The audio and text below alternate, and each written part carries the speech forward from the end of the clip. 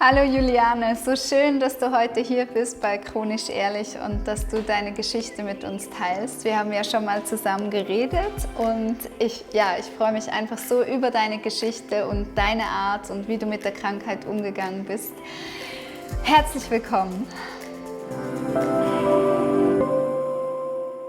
Dankeschön. Ich freue mich, dass du mich eingeladen hast, das nochmal zu erzählen. Und ja, vielen Dank dafür.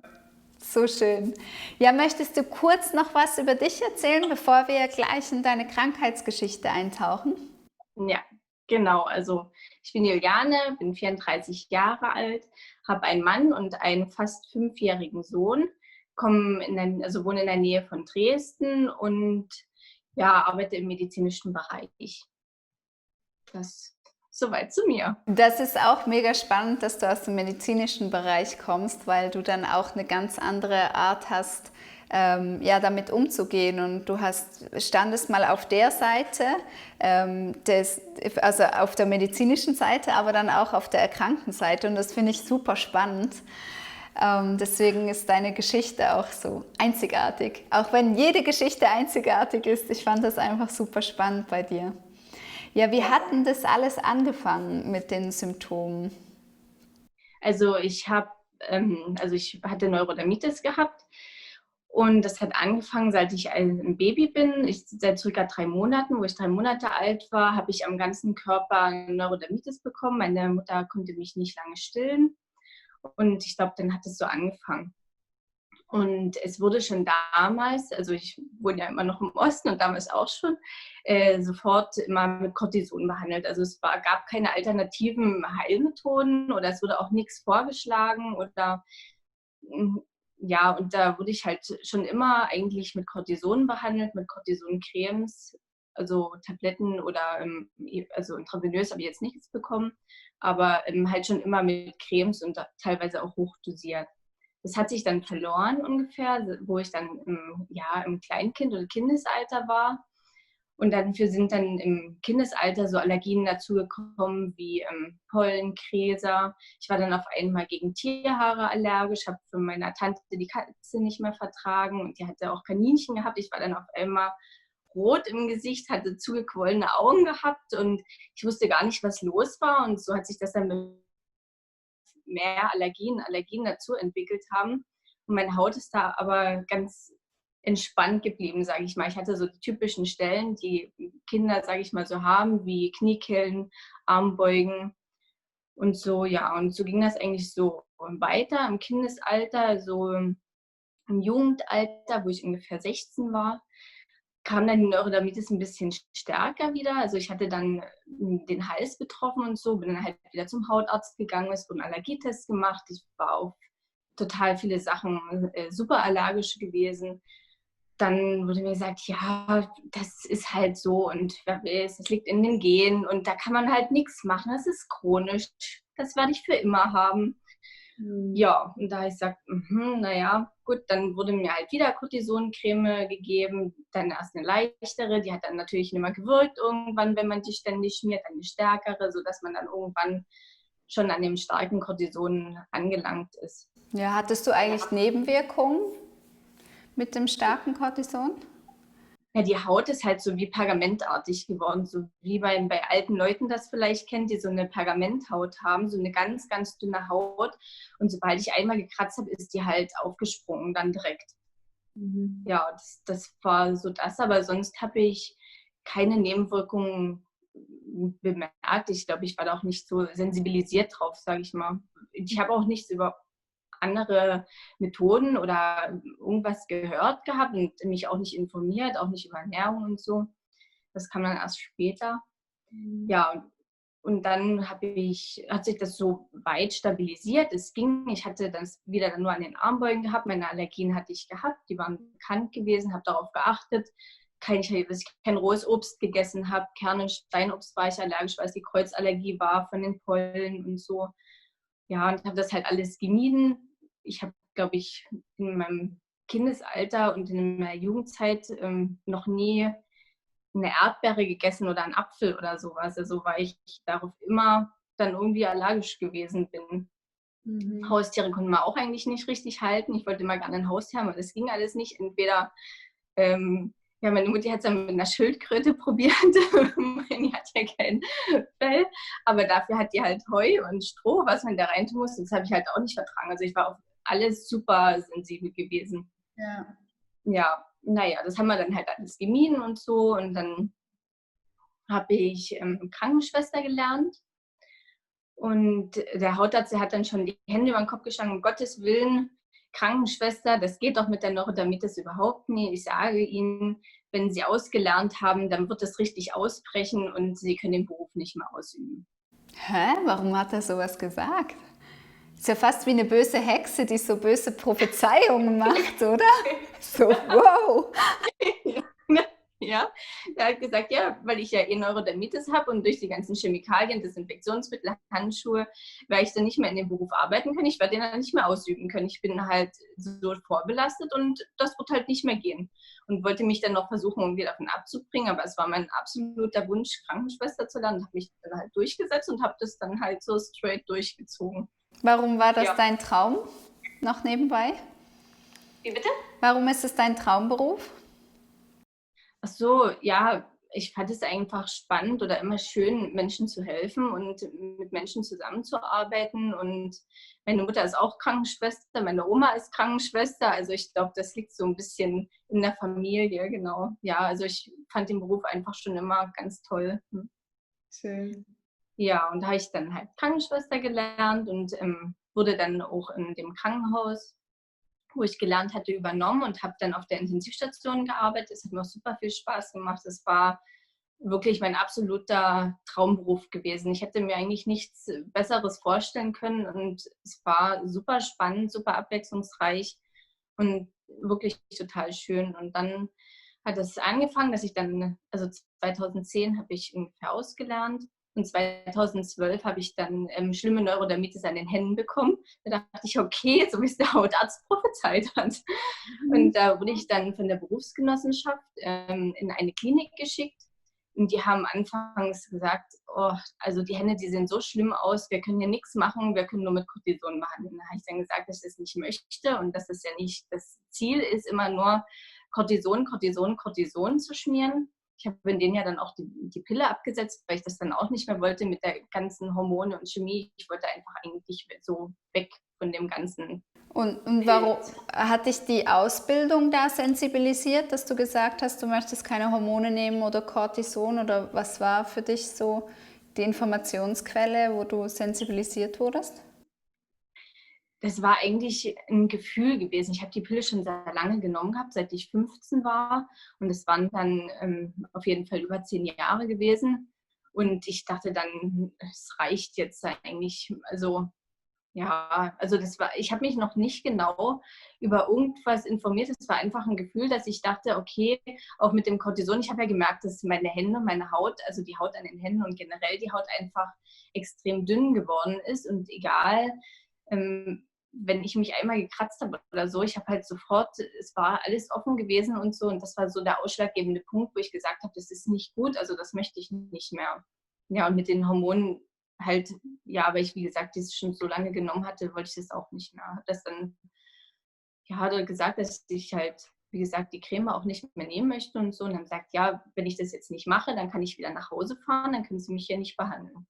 Also war ich ja gezwungen, weil es ja von der Berufsgenossenschaft war. Und ich sollte ja dort eine Schulung kriegen und so weiter. Bin ich da geblieben und haben sie mich anfänglich mit einem starken Cortison behandelt, also mit einer starken Creme, haben das dann ausgeschlichen. Und dann wurden so UV-Bestrahlungen gemacht, hat man so eine Puva-Creme, nennt sich das, drauf bekommen, sodass die Hände noch lichtdurchlässiger werden, sodass die Strahlen besser in die Haut eindringen können. Also kann man davon halten, was man will. So, und das hat dann geholfen, das ging gut. Damit habe ich es dann auch, sage ich mal, wegbekommen. Und ich habe das dann zu Hause, nachdem ich in der Klinik entlassen worden bin. Also ich habe in der Klinik schon gefragt, gibt es nicht irgendwie, dass wir die Ernährung umstellen können, dass man da irgendwas machen kann. Ach, mit der Ernährung hat das doch überhaupt nichts zu tun. Das sind die Gene, das ist die Veranlagung, da haben sie einfach mal Pech gehabt. Naja, okay. Und er sagt, aber ist es nie irgendwie, dass man da vielleicht auf irgendwas achten sollte? Na, nein. Er sagt, naja, gut, okay, dann war das halt so. Da habe ich halt weiter fröhlich alles in mich reingestopft. In einem Jahr hat das funktioniert, weil ich habe auch diese Lichttherapie, sage ich mal, weitergemacht und so. Und nach einem Jahr ist es dann wieder aufgebrochen. Die Hände wurden wieder schlecht. Dann wurde ich schwanger. Ich bin dann ins Beschäftigungsverbot gegangen. Da war ich dann erstmal raus aus der Arbeit und sollte aber in der Schwangerschaft, weil die Haut weiter schlimm war, trotzdem Cortison schmieren. Immer noch. Und habe das so auf das Minimum reduziert, wie es ging.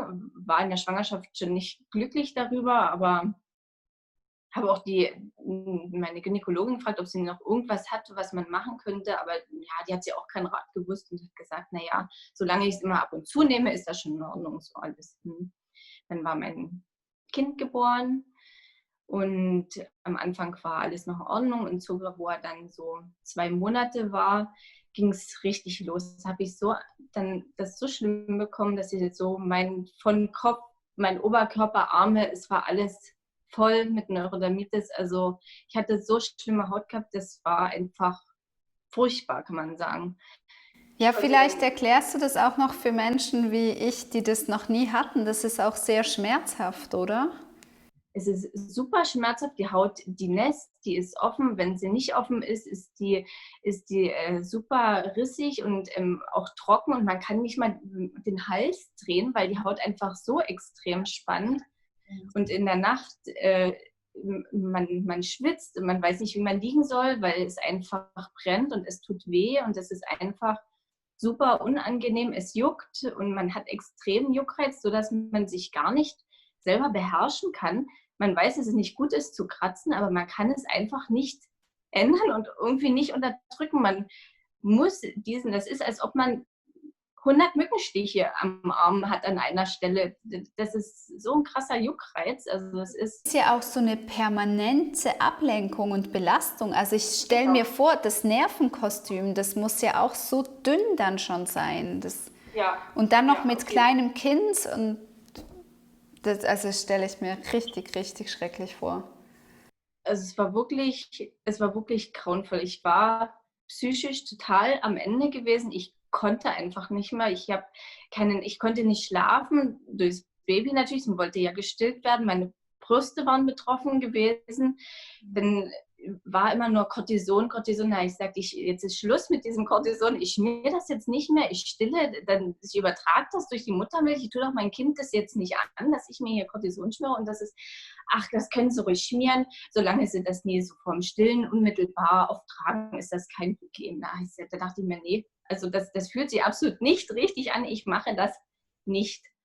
Ach so, ich muss sagen, ich hatte nach der Schwangerschaft noch eine Impfung gegen Keuchhusten und so bekommen, weil mir da Angst gemacht worden ist, dass ich mein Kind töte, wenn ich jetzt Keuchhusten bekommen würde und so. Und da habe ich mich dann impfen lassen gegen Keuchhusten und dann so 3 Wochen später ist es ungefähr ausgebrochen mit der Neurodermitis. Also den Zusammenhang habe ich damals aber noch nicht gesehen. Ja, interessant, ja.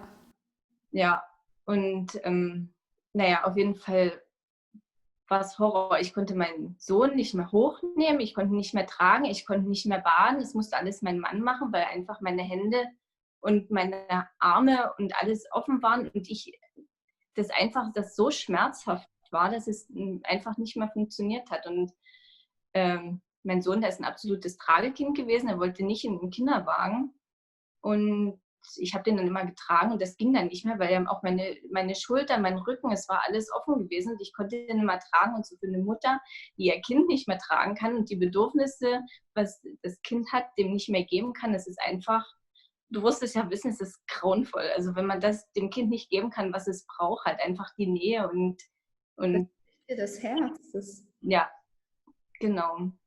Und dann war ich so verzweifelt, da habe ich dann im Internet recherchiert, was es gibt. Es hat dann angefangen, ich habe überhaupt gar nichts mehr vertragen. Ich hatte so eine Angst vor dem Essen. Wir haben dann Abendbrot gegessen und egal, was ich gegessen habe, mein Körper war völlig überlastet. Ich habe nichts mehr vertragen, nichts. Ich habe danach einen totalen Schub gekriegt, bin knallrot geworden, hatte so ein Flash vom Juckreiz gehabt. Es war einfach, also ich dachte, wenn ich jetzt halt sage, zu meinem Mann, ich kann nichts mehr essen, wenn ich jetzt hier so weitermache. Ich verhungere ja. Da habe ich gesagt, was soll ich denn essen noch? Also das funktioniert einfach nicht. Dann habe ich eine Klinik gefunden in Leutenberg, die ganzheitlich behandelt, ohne Cortison.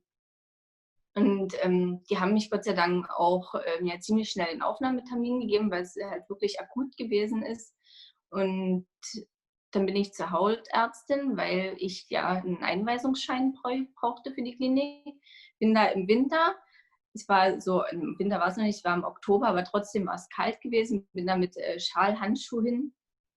Nee, es war November gewesen, genau. Bin da mit Schal, Handschuh hin und Mütze auf und sie mich so angeguckt, ja, ich weiß gar nicht, was Sie von mir wollen. Es geht doch noch, da sind andere viel schlimmer betroffen. Also wenn, dann gehen Sie erstmal in Ihrer Stadt ins Klinikum und da werden Sie mit Cortison behandelt und wenn das nie geht, dann gehen Sie in die Uniklinik und da werden Sie weiter behandelt und dann können wir mal über sowas sprechen. Ich war völlig verzweifelt und habe die angebettelt, dass sie mir doch bitte den Einweisungsschein geben soll, dass die mir helfen können und dass die ohne Cortison therapieren. Das ist genau das ist, was ich jetzt brauche. Und sie hat gesagt, nee, das gebe ich Ihnen nie. Können wieder gehen. Ich kann Ihnen eine Cortisoncreme mitgeben. Und da hat sie mich dann stehen lassen, mehr oder weniger. Und ja, dann bin ich wieder gegangen. Und war völlig verzweifelt, habe dann meine Hausärztin angerufen und die hat dann Gott sei Dank mir den Einweisungsschein gegeben. Ich bin dann, wo mein Sohn dann 3 Monate alt war, mit ihm dann zusammen in die Klinik eingerückt. Unter der Bedingung, dass ich ihn halt weiter stillen kann. Und darauf haben die auch Wert gelegt und das war auch super. Und die haben dann erstmal mal den Zusammenhang erklärt mit der Ernährung. Und die haben dort sehr viel auf histaminarme Ernährung Wert gelegt. Und Darmanalysen haben die gemacht und gucken, halt meine Darmflora war völlig hinüber gewesen. Und dann habe ich da so ein Antipilzmittel gekriegt. Das habe ich nicht, also gegen die Pilze, die ich im Darm hatte, das hatte ich nicht vertragen gehabt. Als ich dann meine Neurodermitis. Darf ich einhaken kurz? Da hast du also das erste Mal erfahren, dass dein Darm durcheinander ist? War das das erste Mal, wo in dem Genau. Ich habe davor überhaupt gar nicht gewusst, dass es irgendwas mit dem Darm zu tun hat.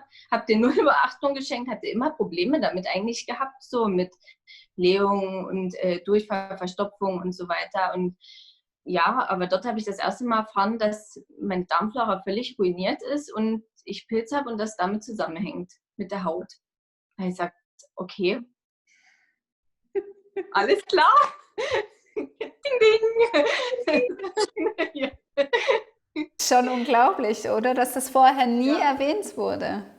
Ja, genau. Kein Zusammenhang. Und die haben auch den Vitamin D3-Spiegel gecheckt und haben auch gesagt, der ist viel zu niedrig und das halt auch eine große Rolle spielt. Und ja, haben mir dann hochdosiert Vitamin 3 supplementiert und ja, genau. Also dort ist dann erstmal irgendwie überhaupt ein Umdenken passiert. Man hatte dann noch immer so Schulungen gehabt wegen der Ernährung und so.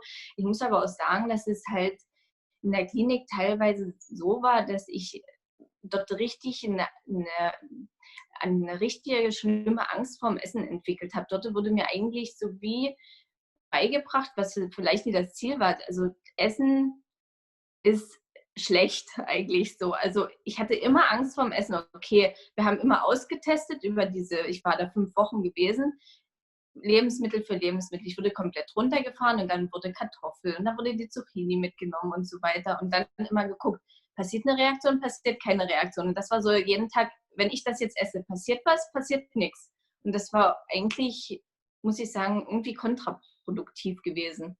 Das heißt, so von der Diagnostik war es mega gut, aber das vom Essen her, dass dann der Fokus auf Allergien und Reaktionen und Unverträglichkeiten war dann so groß, dass du eigentlich von der Klinik nach Hause bist und eher Angst vor Essen hattest. Genau. Ich war dann, meine Haut war also am Ende der Klinik super gewesen. Ich hatte dann irgendwie nichts mehr und dann habe ich so dort meinen Kokon verlassen, sage ich mal, von Ärzten, die jeden Tag da waren, die ich fragen konnte, wenn irgendwas war oder die Ernährungsberaterin, die halt gesagt hat, was ich essen soll und was nicht. Also dort war völlig histaminarme Ernährung gewesen. Also es war nur histaminarm, man konnte Fleisch essen und also kein Schweinefleisch, aber Rindfleisch und Lamm und sowas gab es dort in Maßen und auch Fisch teilweise, halt histaminarmen Fisch. Aber sonst halt so viele Obstsorten und sowas, das wurde komplett weggelassen. Also ich habe danach eigentlich gar kein Obst gegessen. Die Allergien hatte ich auch immer noch gehabt. Das wurde dann auch eine ganz, ganz schlimme Erdnussallergie diagnostiziert. Also diagnostiziert festgestellt. Es gibt so Klassen, wo es eingeteilt ist, und die gehen bis 10. 10 ist das Schlimmste, was man haben kann. Und bei mir war das halt 10 von 10, sodass ich dann auch aufpassen musste wegen anaphylaktischen Schocks und habe dann so ein Adrenalinpen mitbekommen und sowas, also so ein Notfallset, was ich mir ins Bein spritzen soll, falls ich irgendwie meine Atemwege zuschwellen und so, dass ich das mal essen sollte aus Versehen. Das war bei mir wirklich sehr extrem ausgeprägt. Die mussten nur im Raum stehen und ich habe schon rote, dicke Augen gekriegt und also es war irre, ja. Naja, auf jeden Fall bin ich dann nach Hause gekommen und habe totale Angst gehabt vor meiner Wohnung, vor dem Essen. Es war eigentlich eine pure Katastrophe und es hat eigentlich keine Woche gedauert und meine Neurodermitis war eigentlich schlimmer als davor. Oh nein. Wieder da und ich dachte, okay, es ist jetzt richtig scheiße, aber da muss ich jetzt durch und ich weiß definitiv ohne Cortison und ich habe das auch nicht mehr angerührt und habe mich dann selber so durchgehangelt mit Darmaufbau und Darmaufbau und Darmaufbau und Darmaufbau und das hat niemals irgendwas gebracht. Also diese Darmbakterien, die ich geschluckt habe, die haben nichts bewirkt. Mein Darmbefund war weiterhin super schlecht gewesen, also und es ist auch einfach nicht besser geworden. Bin zur Heilpraktiker gerannt, bin da 3 Stunden teilweise zu dem Heilpraktiker gefahren, weil ich dachte, na, vielleicht hat der ja noch irgendeine Lösung, aber es ja, war halt einfach schwierig gewesen. Ich habe dann auch eigentlich durch die Klinik, also hatte keine Essstörung im Sinne von einer Magersucht oder einer Bulimie, aber ich hatte in meinem Kopf eine totale Essstörung und ich hatte immer Angst vor dem Essen. Für mich war Essen immer was super Schlechtes, weil es irgendeine Reaktion auslösen kann, meine Haut wieder schlechter machen kann. Ich dachte, es ist immer, Mensch, ich vertrage kein gesundes Essen, immer was ich esse, ich habe eine Reaktion darauf und hat sich so in meinem Kopf manifestiert, dass Essen schlecht ist, dass das wirklich über die ganze Zeit angehalten hat, dieser Gedanke, Essen ist was ganz Schlimmes für meine Haut. Das ist alles, was ich esse, ist eigentlich super schlecht. Ja. Ja. Ja, das ist dann auch so schwierig, weil das Essen wäre ja die Selbstfürsorge. Das wäre das, wo du dir was Gutes tust, wo du für dich schaust, wo du auch positive Emotionen spürst, weil der Gaumen und das Kauen und das schöne Sattsein-Gefühl, das hat ja alles mit Zufriedenheit und Geborgenheit zu tun. Und wenn das alles weg ist und in diese Angst umgedreht wird, das ist also traumatisch schon, weil du die ganze Zeit immer wieder Hunger hast, aber es dir wie selber verbietest oder du Adrenalin ausschüttest, weil du Angst vor dem Essen hast. Ja, genau. Vor jeder Mahlzeit und allen und dann wieder irgendeine Reaktion. Da dachte ich, was habe ich falsch gemacht? Das war eigentlich den ganzen Tag meine Frage, was habe ich falsch gemacht? Was mache ich falsch? Was ist es? Woran liegt es? Was kann ich machen? Warum ist das so? Warum ich? Und war dann wirklich psychisch völlig am Ende. Mein Mann hat immer wieder mich versucht aufzubauen, hat gesagt, komm, du schaffst es, du schaffst es, du schaffst es, du schaffst es, immer wieder jeden Tag aufs Neue. Du schaffst das, wir ziehen das durch und wir kriegen das wieder hin und es wird wieder normal. Und dann Ja, und da möchte ich auch noch schnell was sagen, wenn man sich selber dann verurteilt und die Schuld bei sich sucht und eigentlich hat man gar keine Schuld, das ist ja auch so eine negative Energie, die einen dann die ganze Zeit begleitet und alles andere als hoffnungsvoll. Und also da kommt man ja auch gar nicht in die Heilung. Das ist ein böser Teufelskreis. Aber was will man machen, wenn man die Informationen nicht hat? Sucht man die Schuld bei sich selbst. Genau. Und ich konnte mich dann halt auch, finde ich, für mich jetzt nie die Mutter sein, die ich wollte für mein Kind, weil ich war ja so mit mir beschäftigt, ich hatte überhaupt gar keinen Raum mehr für irgendetwas anderes. Ich habe mich in meiner Wohnung verkrochen im Frühling, bin ich rausgegangen, weil ich so krass reagiert habe. Meine ganzen Arme waren voller Quaddeln und so. Also ich habe mich richtig verbarrikadiert, habe mich selber isoliert von allen Freunden und so und bin nirgendwo mehr mit hingegangen, fand mich natürlich optisch auch schrecklich. Ich war dünn, ich war abgemagert, sage ich mal. Ich habe nur noch 45 Kilo gewogen Und ja, ich habe auch nicht mehr zugenommen. Ich habe dann zwar ganz viel Kartoffeln oder so gegessen, aber das war ja, ne, also, Und ist dann auch keine Freude mehr. Also man isst nee, es einfach genau, nur, um den Hunger zu stillen. Also es ist keine genau. Lebensfreude mehr da. Und gerade die Isolation, die du angesprochen hast, das ist ja auch so, also es ist einfach pure Depression, oder? Ja, Weil wenn genau. man Also diesen sozialen Kontakt nicht mehr hat. ich war eigentlich richtig, kann man schon sagen, dass ich sehr depressiv war in der Phase. Ich hatte auch teilweise wirklich Suizidgedanken gehabt, weil ich es einfach nicht mehr ausgehalten habe und ich meine Situation aussichtslos fand irgendwie. Und dann war immer noch meine Mutter, die gesagt hat, ach Mensch, ach Kind, das ist ja immer noch nie besser geworden. Und wenn das in 1 Monat nie besser wird, naja, was soll denn da werden? Da wird es wohl nie mehr besser werden. Da musst du mal anfangen, damit zu leben und du musst es akzeptieren, so wie das halt jetzt ist. Und dann Schmierrock immer wieder Cortison, dann wird das schon wieder und so. Und nee, wollte ich nie. Wollte ich trotzdem nie. Ich wusste, irgendwie wird es vielleicht doch noch gehen, obwohl ich halt meine Hoffnung verloren hatte irgendwie so ein bisschen. Mein Mann hat immer wieder gesagt, komm, in der Klinik, du hast es auch geschafft, mach einfach so weiter und das wird schon. Und ich habe mir dann auch einen neuen Job gesucht, weil ich als Krankenschwester absolut nicht mehr arbeiten konnte. Es ging ja null. Und dann war der Druck raus dort gewesen. Ich habe dann nochmal meine Elternzeit verlängert, weil ich konnte ja nicht zurückgehen in meine Arbeit. Und dann habe ich einen neuen Job gefunden. Das ging relativ schnell. Und dann hatte ich erst einmal diesen Druck weggehabt. Dann wurde es so ein bisschen besser. Und dann habe ich dann eine Weile gearbeitet. Und irgendwie war es dann weg. Also ich habe alles so weitergemacht mit meiner Ernährung, bin da konsequent geblieben. Histaminarm, Histaminarm, Histaminarm. Und dann, ja, war es irgendwann weg gewesen. Es wurde immer besser und es war weg. Ich habe weiter meine Globulis genommen und mein Darmaufbaumittel und so. Ja, und dann war es weg und dann habe ich das Leben natürlich gefeiert. Natürlich, ich war wieder gesund, ich habe es gefeiert und ich habe es genossen und ich habe mir alles wieder reingestopft, was ich wollte.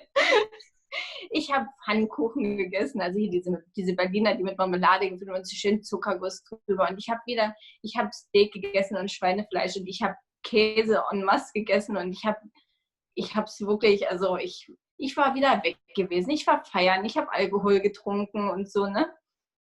Also ich habe wirklich das exzessiv ausgenutzt, dass es mir wieder gut ging. Ich fand es einfach super und ich musste es einfach ausleben, ja. Ja, und das ging dann so, naja, knappe 2 Jahre gut. Und dann bin ich letztes Jahr im März krank geworden. Ich hatte irgendwie wie so eine Entzündung, eine Angina oder irgendwas, keine Ahnung, und musste Antibiotika nehmen. Und da hatte ich wahrscheinlich mein letztes bisschen Darmflora, was ich mir mühsam irgendwie über die Jahre erkämpft hatte und aufgebaut hatte, wieder ruiniert. Und die Ärztin hat mir auch gesagt, dass ich irgendwann mal EBV durchgemacht haben muss, weil die hatte vermutet, dass ich ein Epstein-Barr-Virus hatte und hatte darauf getestet und hat dann aber, der Befund war positiv, aber auf eine frühere Erkrankung hat es halt hingedeutet. Ja, und dann von einem auf den anderen Tag, schwuppdiwupp, war die Neurodermitis wieder da. Und ich dachte, nein. Aber ich sofort 1 Woche oder 2 Wochen, so habe ich das in Leutenberg gelernt. Im Nachhinein braucht man nicht drüber reden, nur Reis gegessen. Nur Reis, Basmati-Reis. 2 Wochen nur Reis. Nichts dazu. Und meine Haut wurde immer schlimmer, immer schlimmer, immer schlimmer. Ich dachte, das gibt's doch nie. Dann habe ich Basenbäder gemacht, das wurde mir empfohlen. Dann habe ich mich im Internet ordentlich nochmal umgeguckt und dann bin ich so immer wieder mal über die vegane Ernährung gestolpert und dann war ich nochmal bei einer Heilpraktikerin, die mir das vegan und glutenfrei ans Herz gelegt hatte. Ja, und das habe ich dann so, nachdem es immer schlimmer geworden ist, meine Allergien hatte ich ja nach wie vor. Es war wieder Frühling gewesen. Ich konnte wieder nicht weiter rausgehen im letzten Jahr. Und es war wieder eigentlich genauso schlimm wie damals. Und ich dachte, nein, nicht noch einmal. Ich schaffe das nicht noch einmal. Und mein Mann war nur mittlerweile so traumatisiert gewesen von dem anderen Mal, was er da durchmachen musste, dass er mich diesmal nie so oft fragen konnte, wie er das das letzte Mal gemacht hat, sodass ich mir ziemlich allein vorkam diesmal, sodass ich für mich allein war und das allein kämpfen musste so. Und ja, war ich wieder in einem Loch drin natürlich gewesen. Mir ging es wieder schlecht und es hat mich einfach angekotzt. Ich dachte, nicht noch einmal, ich schaffe das nicht noch einmal. Da habe ich gesagt, was soll das? Warum kommt das jetzt wieder? Und dann habe ich halt wirklich recherchiert und gemacht und mir diverse Bücher gekauft und so. Und dann habe ich immer wieder mal von dem Selleriesaft gelesen. Ich glaube, dann bin ich auch irgendwie bei Instagram auf dein Profil gestoßen. Ich habe viel bei Instagram immer geguckt und dachte, Mensch, Selleriesaft, du bist auch chronisch krank, reizt dann, naja gut, das ist jetzt vielleicht nicht so mein Thema, dachte ich, aber da dachte ich, naja, vielleicht könnte es ja auch helfen. Denn da habe ich es wieder verworfen. Das war jetzt noch nie so fix in meinem Kopf, weil ich das erst immer so mit Reizdarm und so gehört hatte. Da dachte ich, naja, gut, okay. Und dann habe ich immer weiter recherchiert und es hat wieder nichts gebracht. Ich habe 1000 Dobolis genommen und mir irgendwelche homöopathischen Sachen gespritzt, die jetzt nie wirklich was gebracht haben, wieder Eigenbluttherapie gemacht und Akupunktur und sowas. Das hat jetzt alles nie so, also es hat nichts gebracht. Und dann dachte ich, naja, gut, dann habe ich dann meine Ernährung umgestellt auf vegan so und es ist mir schwer gefallen, aber Gluten fand ich noch schlimmer. Also Gluten da habe ich noch länger dafür gebraucht, weil ich so Brot liebe und Brötchen und Kuchen und ja, das hatte auch noch nicht so viel. Das war dann ungefähr im Oktober so letzten Jahres gewesen. Und dann dachte ich, und dann habe ich mit meinem Sohn so eine kleine Challenge gemacht. Er hatte eine andere Aufgabe, den Monat zu bewältigen, was er nicht mehr machen durfte. Und ich habe gesagt, gut, also wenn du das schaffst, dann kannst du dir was aussuchen. Und die Mama isst den Monat keinen Zucker im November. Und dann machen wir so eine kleine Challenge, mal gucken, wer gewinnt. Und da habe ich dann halt den Monat keinen Zucker gegessen und so. Und dann habe ich gesagt, wenn ich das schaffe, keinen Zucker zu essen, dann belohne ich mich mit einem Entsafter. Dann ist das so noch einmal mit dem Selleriesaft intensiver angekommen, weil bisher ja dann nichts gebracht hatte und ich mich dann dieses Jahr dann so, oder es war ja dann erst weniger als ein Jahr, mich da so durchgewurschtelt habe, ohne Erfolg, sage ich mal. Ja, und dann habe ich mir dann Ende November den Entsafter bestellt und habe dann den Selleriesaft gemacht das erste Mal. Und dann hatte ich mit dir ja auch Kontakt gehabt und habe da auch gefragt, wie viel du trinkst. Da hast du immer gesagt, nein, du musst unbedingt diese 470, 500 Milliliter trinken. Weil ich gesagt, ach, ich nehme mal eine Staude. Sie so, nein, das ist ganz wichtig. Da habe ich gesagt, ja gut, okay. Dann habe ich mir die Bücher noch bestellt von Anthony William und so. Und dann bin ich so auf diesen Weg gekommen. Und da muss ich sagen, ging es wirklich super, super schnell mit meiner Heilung. Das hätte ich nie erwartet. Ich habe dann im Dezember ja angefangen mit dem Selleriesaft. Ende Dezember habe ich dann regelmäßig getrunken, weil wir waren zwischendurch nochmal im Urlaub. Und Ende Dezember habe ich dann noch richtig vegan, glutenfrei, zuckerfrei gegessen. Weihnachten war jetzt so auch noch ein bisschen Ausnahmesituation gewesen. Und wirklich ab Ende Dezember war es dann, dass ich das alles so straight durchgezogen habe. Und im März war ich dann eigentlich schon geheilt. Und dann habe ich so gespürt, da dachte ich, ich kann einen Apfel wieder essen. Nein, das ist doch krass. Wie hast du das gespürt? Weil du bist ohne Apfel und Steinobst durch die ganze Kindheit. Und dann, wie war das, ein Impuls, oder?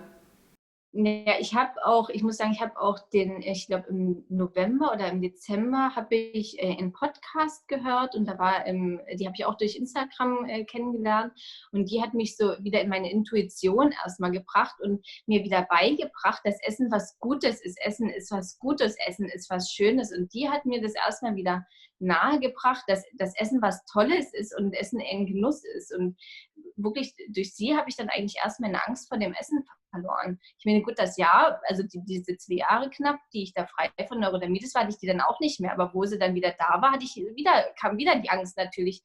Was esse ich? Was mache ich falsch? Ist das falsch, was ich esse? Ist das falsch, was ich esse? Und jetzt habe ich doch wieder was gegessen. Jetzt habe ich doch wieder eine Reaktion. Was war es gewesen? Und so. Und sie hat mir erstmal dann beigebracht, das war für mich so viel wert gewesen, dass Essen was ganz, ganz Tolles ist und dass ich in meine Intuition kommen muss, dass ich gucken muss, auf was habe ich Lust zu essen, was möchte ich essen, dass ich auf mich selber hören soll.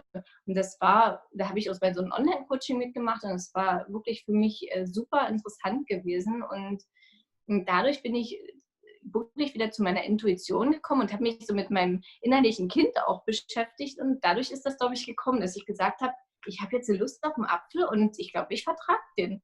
Und dann habe ich den gegessen und es war nichts. Ich dachte, what? Ich kann wieder einen Apfel essen. Und habe den erst so ganz heimlich gegessen. Da hat mein Mann nicht erzählt, so ganz vorsichtig immer so. Weil ich dachte, wenn ich dem das jetzt erzähle, dann sagt er wieder, du bist doch blöd, bist du. Und dann dachte ich, ach nee, das mache ich erstmal so heimlich und gucke für mich, ob ich das vertrage oder nie. Und wenn ich es vertrage, sage ich es. Und dann habe ich gesagt, ich habe meinen Apfel gegessen und ich habe ihn vertragen. Yay! Habe das übrigens gefeiert und fand das richtig gut. Ja, das tut in der Seele auch so gut, gell? Wenn man das endlich nach Jahren wieder spürt im Mund. So schön. Ja. Das kann man nicht beschreiben, was das für ein Gefühl ist, einen rohen Apfel zu essen, wenn man das vorher nicht essen konnte. Da denken die Leute, also jetzt hier, aber es ist wirklich so. Es ist echt so verrückt, wenn man da drauf beißt und das ist so saftig und so. Also es ist einfach super lecker und wirklich ein absolut neues Lebensgefühl, finde ich. Ja. Und wie ist es denn? Du hast vorhin gesagt, dass du eben durch diese Online-Schulung gelernt hast, wieder intuitiv zu essen. Ist es so, dass du jetzt auch Lust hast, dann eher auf die gesunden Sachen? Ja, ja. Also ich halte mich schon daran, so an Anthony William, an die Ernährung und ich habe vorher auch nicht gerne gekocht, muss ich sagen, was bei mir immer damals so war, Kartoffeln und Brokkoli. So, oder Kartoffeln und Blumenkohl oder so. Aber ich habe niemals irgendwie mal was ausprobiert oder so. Ich fand Kochen einfach immer super nervig und ich konnte es auch einfach irgendwie nie. Und dann wirklich durch diese Intuition bin ich dann in dieses intuitive Kochen, habe geguckt, was habe ich für Gewürze, was habe ich für Kräuter da und wirklich auf was habe ich Lust. Und ich konnte vor dem Essen, das kann ich bis heute noch nicht sagen, was nach dem Kochen quasi rauskommt. Das entscheide ich beim Kochen, was ich da alles reintue und reinschnippel, was für Gemüse oder so ich nehme. Und ja, das ist echt toll. Und ich habe wirklich Lust auf Gesundes und lehne eigentlich viel Ungesundes ab. Also wo ich schon sage, nee, das will ich auch nicht mehr. Bin wirklich auch zu 100% vegan. Mich ekelt das auch wirklich alles richtig an, so Fleisch und Milchprodukte und sowas. Also ich mag es auch nicht essen. Also, ja. Obwohl man vorher Mischköstler war, gell? Aber ja, man hat sich da wie weiterentwickelt und ist da draus gewachsen. ja.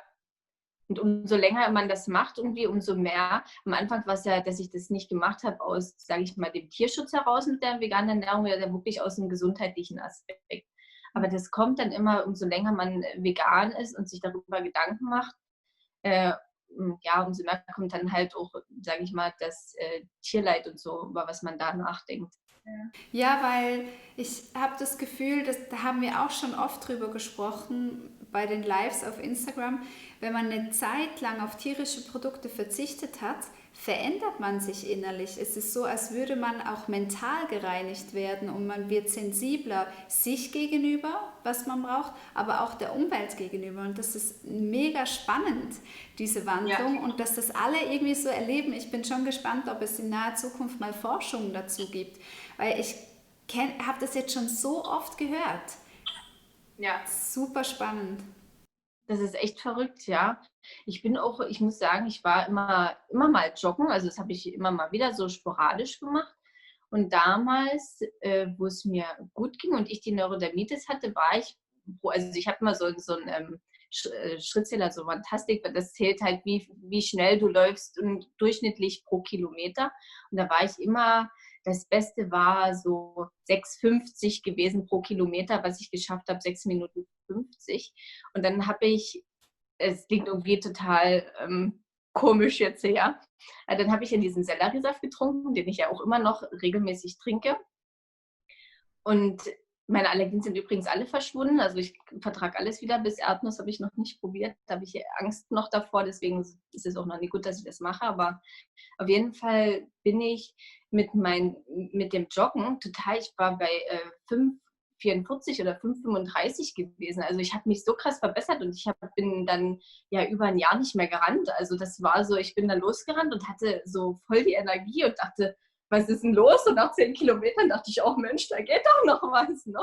Wo ich dachte sonst immer so, ich brauche ein Sauerstoffzelt. Aber dort war ich so energiegeladen immer noch und ich war halt auch viel schneller. Also das klingt wirklich komisch, aber es ist echt so. Ja.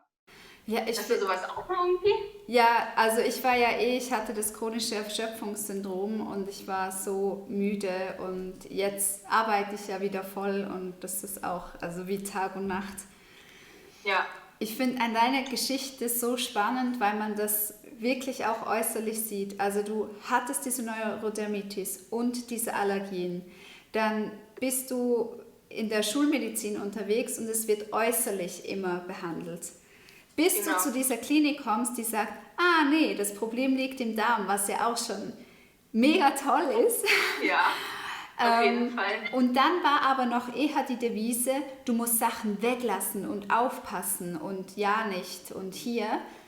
Zu dem, was bedeutet eigentlich gesunde Nahrung und du dann wirklich komplett auf ein Jahr entwickelt hast für Früchte und Gemüse und schlussendlich einfach frei geworden bist, auch von den Allergien, nicht nur von der Neurodermitis. Ja, Das ist einfach, ja, ja. erfreut mich so. Das ist echt irre. Es ist wirklich irre. Mir schreiben auch viele Mädels noch bei Instagram, die Neurodermitis haben. Ich tue manchmal so mein Essen posten. Ich bin da jetzt nicht so ganz regelmäßig dabei, aber ich versuche es immer wieder. Und da hat mir auch einer jetzt geschrieben, oh was, du isst das ganze Obst, was man eigentlich als Neurodermitiker absolut nicht essen sollte. Da habe ich gesagt, ja, und ich vertrage alles. Und das ist super gesund und das bekommt mir super. Also ich kann da nichts sagen. Ich kann Erdbeeren essen, ich kann Kirschen essen, ich kann Aprikosen und Pflaumen und alles essen, auf was ich Lust habe, was die ganze Kindheit und ich mich überhaupt nicht daran erinnern konnte, dass ich das überhaupt jemals irgendwann roh gegessen habe. Und das ist einfach wirklich ein komplett neues Lebensgefühl. Auch Walnüsse, Haselnüsse und so, das vertrage ich auch wieder alles. Wie gesagt, Erdnüsse bin ich noch so ein bisschen, da hatte ich auch wirklich anaphylaktische Schocks gehabt davon und da Muss bin ich man noch ja ein auch nicht bisschen. nehmen. Muss man ja auch nicht. Es gibt ja andere super gute Nüsse. Ja, dieses mich schreiben Reizdarmpatienten an und sagen, was, du isst Zwiebel, Knoblauch und Kohl, das bläht doch, das geht doch nicht. Und das ist so interessant, dass man denkt, Neurodermitis ist das Problem. Dabei ist es nur ein Symptom. Wo ist dann die Ursache?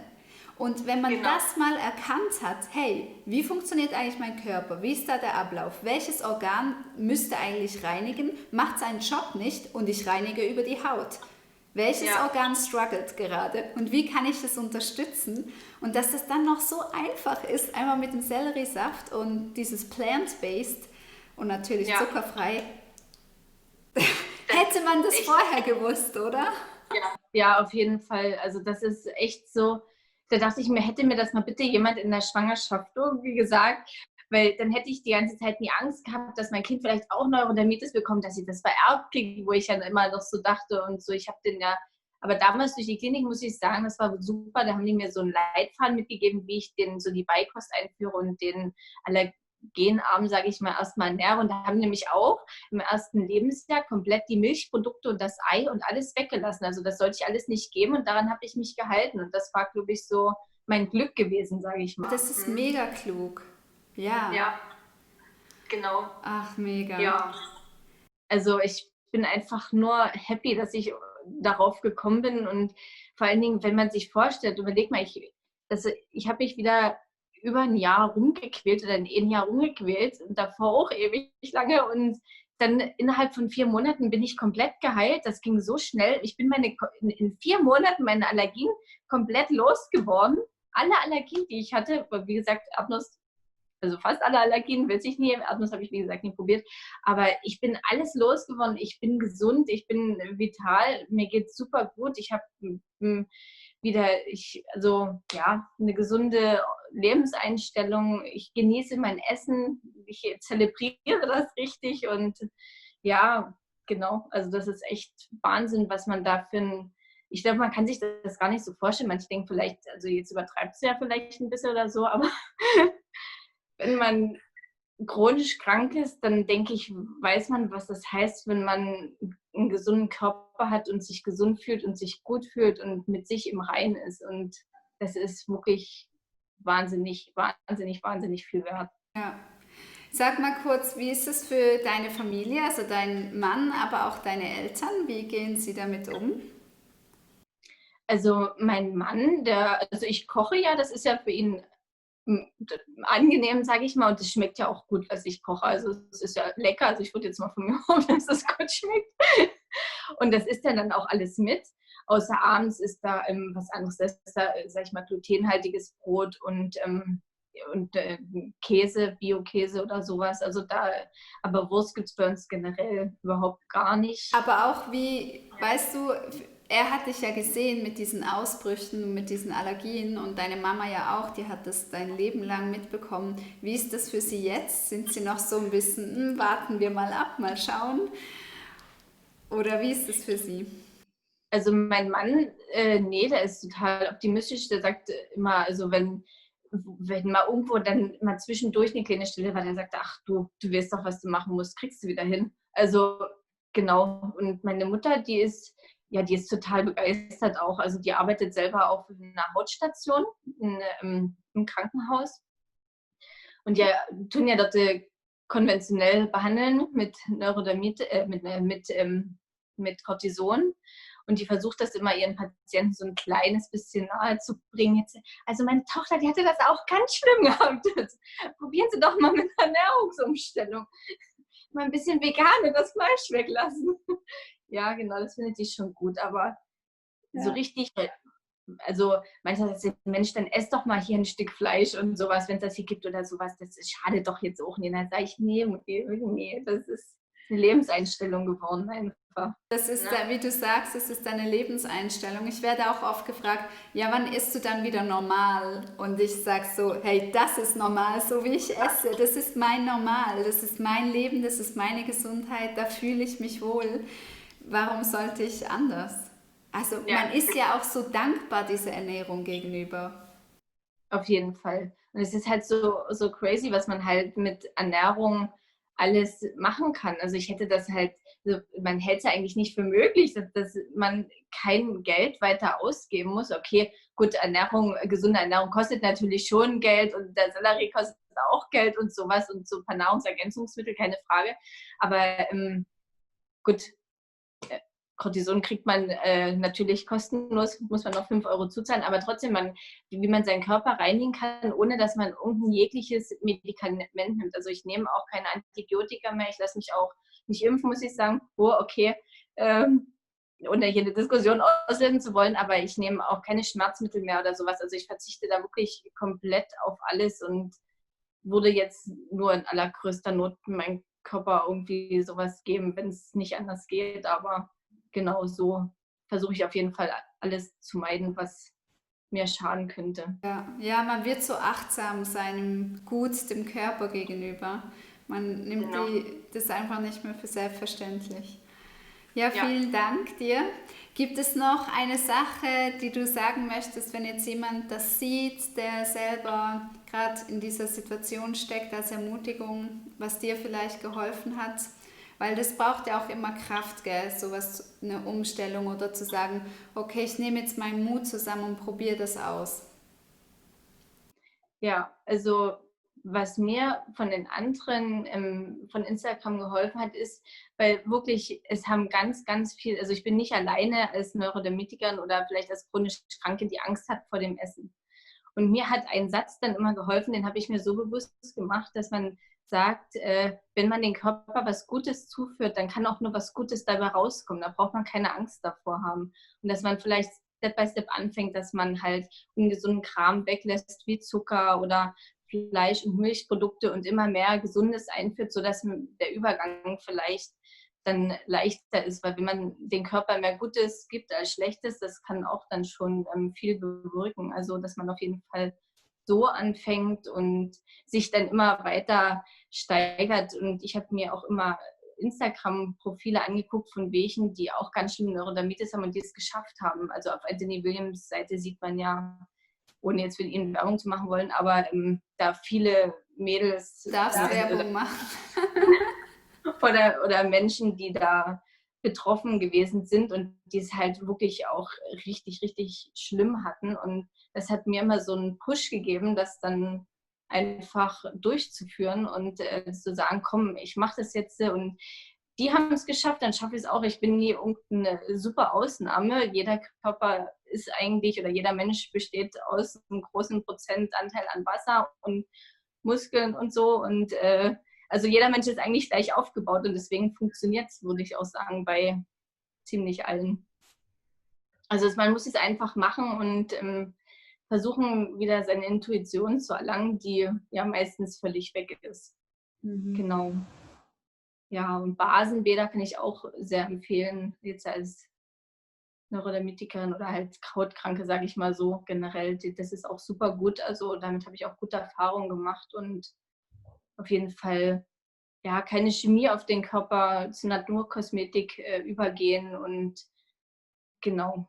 Eigentlich versuchen, alles Chemische so ein bisschen wegzulassen und zurück so zur Base zu gehen, dass man wirklich rein pflanzlich und sowas isst. Und Ja, das fand ich voll schön, wie du sagst, wirklich zurück zur Intuition und der Sache eine Chance geben, es einfach ausprobieren. Es ist ein Selbstversuch und sich motivieren lassen von anderen Erfolgsgeschichten. Das ist auch sowas, wo man sich wirklich dran festhalten kann.